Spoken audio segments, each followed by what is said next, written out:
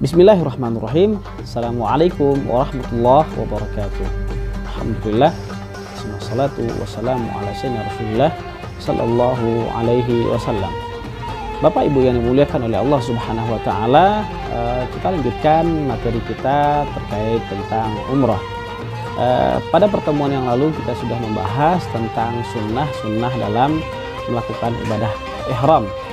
Maka setelah kita laksanakan ibadah ihram, ketika kita berihram, maka kemudian disunahkan bagi kita untuk memperbanyak talbiyah dengan lafaz labbaik Allahumma labbaik, labbaik la syarika laka labbaik, innal hamda wan ni'mata laka wal mulk la syarika lak. Kalimat ini adalah kalimat yang berisi tentang bahwa kita sedang memenuhi panggilan Allah Subhanahu wa taala. Labbaik Allahumma labbaik. Ya Allah, aku datang memenuhi panggilan-Mu. Labbaik la syarika laka labbaik. Ya Allah, aku datang memenuhi panggilan-Mu, tidak ada sekutu bagimu. Aku datang memenuhi panggilan-Mu. Innal hamda, sesungguhnya segala pujian, wan ni'mata, segala nikmat, laka, adalah untukmu, adalah kekuasaanmu, wal mulk la syarikalak, kemudian bahwa segenap kekuasaan adalah milikmu, tidak ada sekutu bagimu. Artinya ketika kita melafazkan lafaz talbiyah ini, kita sedang berserah diri kepada Allah Subhanahu wa taala, menunjukkan bahwa Allah Subhanahu wa taala adalah zat yang kita sembah, adalah zat yang kita besarkan, tidak ada yang lebih besar selain Allah Subhanahu wa taala. Maka kemudian dianjurkan kita mengucapkan lafaz talbiyah ini nanti sampai sebelum kita memulai ibadah tawaf. Bapak Ibu yang dimuliakan oleh Allah Subhanahu wa taala.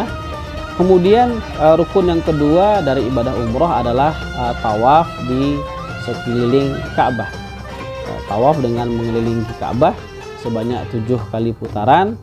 Maka untuk melaksanakan ibadah tawaf, bagian yang pertama yang harus kita cari adalah kita melihat mana yang disebut sebagai rukun Hajar Aswad.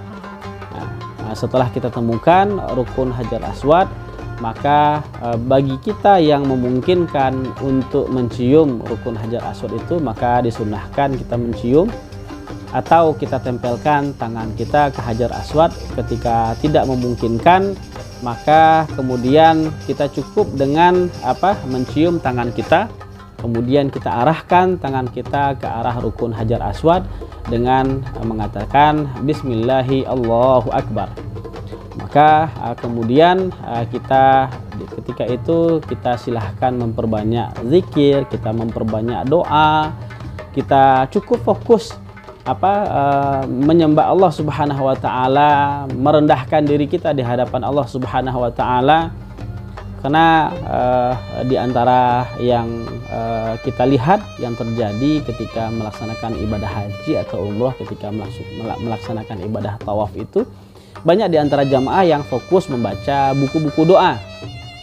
Padahal seharusnya kita lebih fokus untuk meminta sesuai dengan yang kita inginkan. Kita tundukkan diri kita serendah-rendahnya di hadapan Allah, kita perbanyak doa kita menangis kepada Allah, mengadukan seluruh masalah-masalah kita. Bapak Ibu yang dimuliakan oleh Allah Subhanahu wa taala.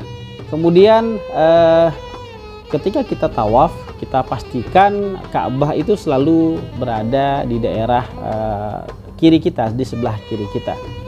Kemudian ketika kita masuk ke rukun Yamani, maka kemudian kita mengatakan Rabbana atina fid dunya hasanah wa fil akhirati hasanah wa qina adzabannar.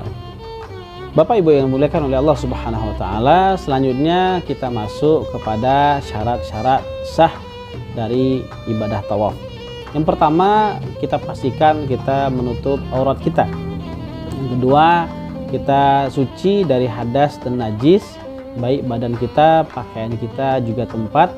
Kemudian selanjutnya kita melaksanakan tawaf di dalam masjid. Kemudian yang keempat, kita menyempurnakan tawaf sebanyak 7 putaran. Maka hendaklah kita menggunakan hal-hal tertentu untuk memastikan bahwa tawaf kita sudah kita laksanakan sebanyak 7 kali. Apakah kita menggunakan karet misalnya, atau kita menggunakan tasbih kita, atau kita menggunakan apapun yang memastikan bahwa kita telah melaksanakan ibadah tawaf kita sebanyak 7 kali putaran. Kemudian syarat yang selanjutnya yaitu tertib, yaitu memulai dari Hajar Aswad, atau kita mulai dari sebelum garis yang ada pada rukun Hajar Aswad, kemudian kita berakhir pada garis yang terletak setelah Hajar Aswad itu. Kemudian selanjutnya ketika kita melaksanakan ibadah tawaf, maka kita tidak boleh masuk ke dalam Hijr Ismail. Artinya kita tawaf itu hanya di bagian luar tawaf.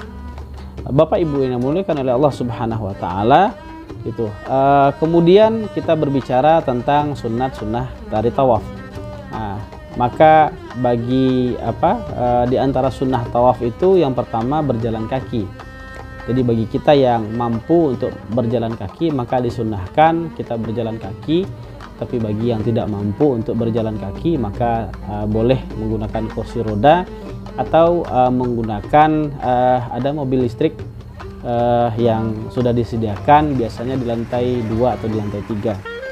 Kemudian selanjutnya berlari-lari kecil pada 3 putaran pertama bagi laki-laki, dan tidak dianjurkan bagi perempuan.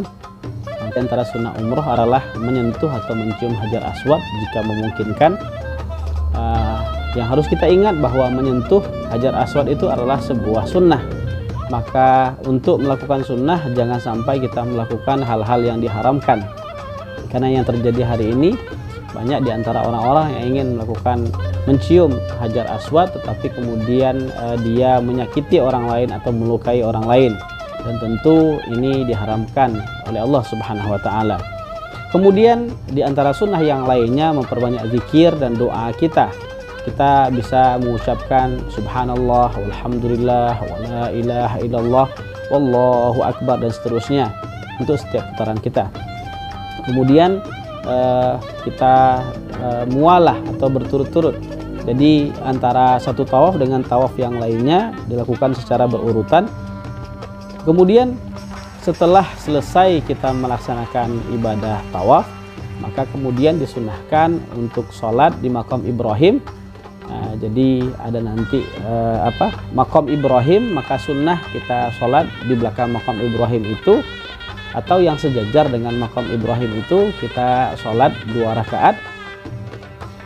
Kemudian di rakaat pertama kita baca surat Al-Kafirun, di rakaat yang kedua kita baca surat Al-Ikhlas, dan yang terakhir adalah kita berdoa di antara rukun Yamani dan Hajar Aswad dengan doa Rabbana atina fid dunya hasanah wa fil akhirati hasanah wa qina adzabannar.